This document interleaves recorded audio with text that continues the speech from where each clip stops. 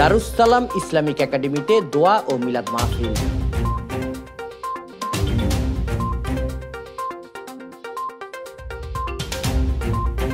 Kathaltali Darus Salam Islamic academy হেফজখানা ও এতিমখানা পরিদর্শন করেছেন বিশিষ্ট সমাজসেবক ও ঢাকার রয়্যাল মেটাল ইন্ডাস্ট্রিজের স্বত্বাধিকারী মোহাম্মদ নূরে আলম সিদ্দিক।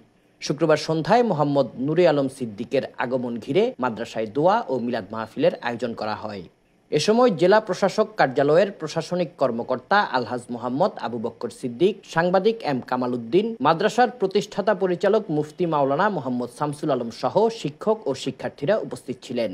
পরিদর্শনে এসে তিনি হেফজখানা ও এতিমখানার সার্বিক বিষয়ে খোঁজ খবর নেন এবং শিক্ষার্থীদের মাঝে মিষ্টান্ন বিতরণ করেন।